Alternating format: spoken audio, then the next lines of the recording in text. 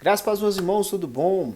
Vamos seguir a nossa leitura, lembrando que agora eu acabei de fazer a leitura de João capítulo 12, versículo de número 21, 20, 21 e 22. Eu precisei parar por quê? Para não ficar muito extenso, cansativo e você não conseguir me acompanhar. Então veja bem, nós vamos continuar a nossa leitura, João capítulo 12, versículo 23. Vamos voltar um pouco ao contexto. Nós estamos falando que os gregos estavam procurando o Senhor Jesus porque queriam conhecê-lo. E o Senhor não respondeu. Mas nós vimos que Filipe até tentou, levou a notícia para Jesus e Jesus muda de assunto. Beleza? Então vamos lá. Versículo 23 diz o seguinte, João 12, 23. Jesus respondeu. Então veja que eles pedem para ver Jesus e Jesus responde. Chegou a hora de ser glorificado o Filho do Homem. Todas as outras vezes que você vai ver, João capítulo 2, e aí só falando de João, tá? João capítulo 2, você vai ver João no capítulo 8, você vai ver várias vezes o Senhor falando o quê? Não é chegada ainda a hora, não é chegada a minha hora. O tempo todo ele fala, não é chegada a minha hora. Mas agora, lembra que eu falei para você, última semana do ministério de Jesus, o que ele fala? Chegou a minha hora, é o momento. O palco da apresentação, ou o palco do ministério de Jesus, agora está chegando a hora. Onde é que está o palco? A cruz. Estava do momento. Uma semana já se aproximando e eles estavam próximos aí da Páscoa, o grande dia da sua crucificação. Então ele está falando, é chegada a hora de ser glorificado o Filho do Homem. Então chegou a hora. Diferente dos outros momentos, você vai ver que agora ele vai falar que chegou a hora dele. Beleza? E no 24 diz, digo-lhes verdadeiramente que se o grão de trigo não cair na terra e não morrer, continuará ele só.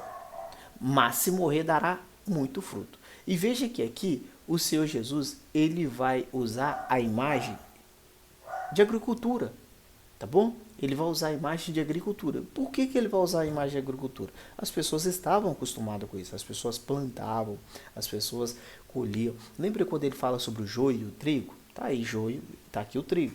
Tá? Lembra quando ele fala levanta os seus olhos e vejam, tá? A seara é grande, os ceifeiros são poucos, aquela passagem que está em João, se eu não me engano, capítulo 4. Tá? Então veja que ele usa essa expressão porque as pessoas estão mais acostumadas com isso. É normal.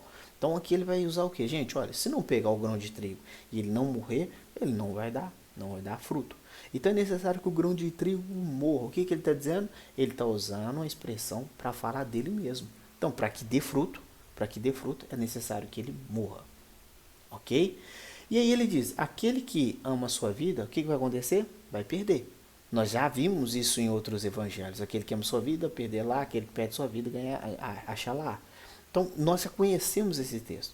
Então, nós aprendemos e sabemos que, como cristãos, nós não precisamos ter amor à nossa própria vida. Nós não precisamos ter a nossa vida como preciosa. Em Atos capítulo 20, Paulo mesmo vai dizer assim, olha, eu não tenho minha vida como preciosa. Ou seja, ele está dizendo que eu estou perdendo a minha vida para poder achá-la. Tá bom? Então, essa expressão que Jesus está dizendo é para mim e para você. Se nós amarmos a nossa vida, nós vamos perder. O que é isso, amar a nossa vida? Amar a nossa vida, amar os prazeres do mundo, dedicar ao mundo, aos prazeres da carne, nós vamos perder a nossa vida. Perder qual vida? A vida eterna.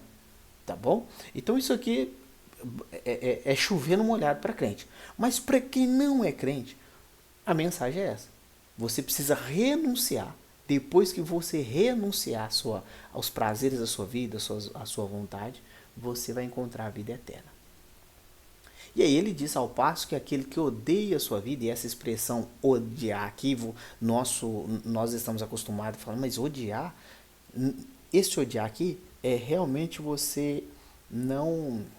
É uma palavra, às vezes a tradução não fica legal, mas não é que você tenha que machucar ou tirar a vida. Basicamente é você não amar. É o oposto de amor, tá bom? Não ter prazer na sua própria vida ou na vida deste mundo, né? Ou neste mundo, por isso que usa a expressão aqui, conservará a vida eterna. Então a forma de você ter a vida eterna é você renunciar à sua própria vida, tá bom? Quem me serve precisa seguir.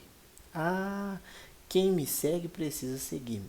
Então veja que essa mensagem aqui para aqueles que se dizem cristãos e não seguem Jesus, eles não são cristãos, porque quem segue, tá?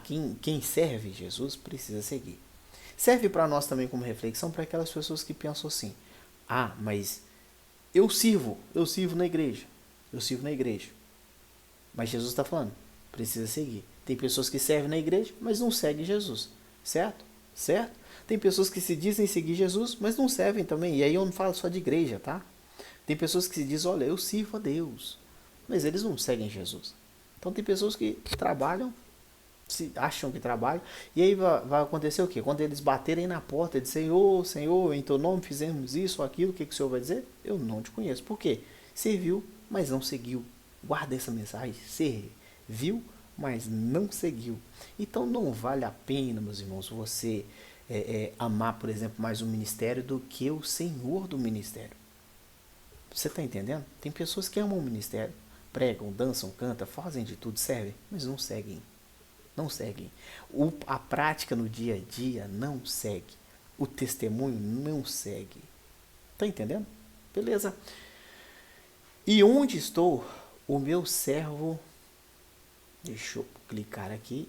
E onde estou, o meu servo também estará. Aquele que me serve, o meu Pai honrará. Pronto. Então, tá bom. Se eu sigo, o Pai honrará. Agora, meu coração está perturbado.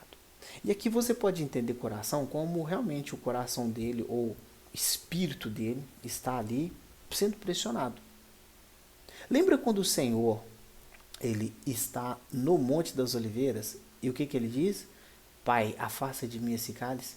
Mas por que ele diz isso? Porque aí a Bíblia vai dizer que ele suava sangue. Por causa de quê? Do medo, do pavor. E muitas pessoas pensam assim, ele estava com medo da morte. Não é medo da morte. O medo que ele tem e o coração dele perturbado aqui agora é por causa de quê? É porque estava chegando a hora que ele levaria o pecado, seu, nosso pecado nele. E o nosso pecado faria separação entre ele e Deus. E veja que a comunhão do Pai e do Filho, ela é única, ela é poderosa. Só que o meu e o seu pecado, o que faria? Romperia isso. Então, o grande pavor de Jesus era imaginar a separação do Pai. Então, por isso que o coração dele aqui está perturbado. E o que eu direi? E ele fala, o que eu direi? Pai, salve-me dessa hora. E veja que ele já disse isso no Monte das Oliveiras. Não aqui em João, ele não disse isso aqui em João ainda. Mas você já sabe. Pai, afasta de mim esse cálice. E aqui ele está dizendo, salve-me dessa hora. O que ele diz? Não, eu vim exatamente para isso, para essa hora. E veja que várias vezes ele está dizendo o quê? Essa hora. Por quê? É chegada a minha hora. E aqui nós temos uma mensagem de propósito. Jesus sabia que era chegada a hora dele, sabia o que tinha que acontecer, mas ele sabia do propósito dele. Então o que ele fala? É chegada a minha hora, eu vou me dedicar a isso. Certo? Esse exemplo serve para mim e para você em que? Determinação. Muitos de nós, muitos cristãos, eles acabam abandonando o chamado, o ministério, por quê? Porque desanimam, porque se distraem. E veja, Jesus está falando, eu nasci para isso, eu vim para isso, eu vou morrer, eu vou cumprir o meu propósito. E o meu convite para mim, para você hoje é, meu irmão, minha irmã, cumpra o seu propósito, dê a sua vida para o Evangelho, gaste a sua vida pelo Evangelho, assim como nós estamos fazendo, fortaleça uns aos outros no Evangelho. Sabe por quê? Sabe por quê? Nós nascemos para isso. É o propósito. Jesus está falando, eu vim para isso, para essa hora. Então, mas e se acontecer alguma coisa comigo? Só vai acontecer alguma coisa se o Senhor permitir. Se o Senhor permitir, meu irmão, deixa Deus trabalhar. Mas diga para Deus, eu vou honrar o Senhor até o fim. Então o que o Senhor está fazendo aqui é isso. É dizer, olha, eu vim para essa hora, meu coração está perturbado, eu tenho medo. Mas que estranho, Jesus com medo. Sim, Jesus com medo, porque a sua natureza humana estava agora dizendo, olha, eu estou com medo desse momento, ou ele sabia que ia acontecer o quê? A separação entre ele e o Pai, então há esse medo, tá bom?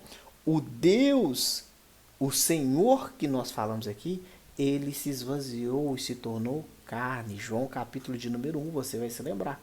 E veja que agora nós vamos ligando as coisas o tempo todo, ligando, ligando, ligando. Ou seja, ele se esvaziou e se fez carne, habitou no meio de nós, cheio de graça e de verdade. João capítulo 1. Então aqui você vai ver que pelo fato dele ter habitado no meio de nós, como servo, como homem, o coração dele fica perturbado. O seu não fica? O meu não fica? Então quando a palavra de Deus diz assim, olha, ele passou, ele foi provado, foi tentado em todas as situações, em Hebreus, é basicamente isso. Meu irmão, você sente medo? Ele sentiu. Você sente frio? Ele sentiu. Você sente fome? Ele sentiu. Você sentiu tentação na carne? Ele sentiu. Você está entendendo? Por que ele fez isso? Para que ele pudesse ser, sim, o nosso sumo sacerdote e se compadecer das nossas fraquezas. Eu vou ficar só até aqui e aí nós vamos entrar depois no versículo 28, tá bom? Já deu muito tempo aqui, eu acabei puxando outros assuntos, mas veja, fazendo a leitura nós podemos aqui aprender então em inúmeros assuntos, tá bom? Deus abençoe sua vida, que o Senhor te ajude a perseverar até o fim. Até a próxima. Tchau, tchau.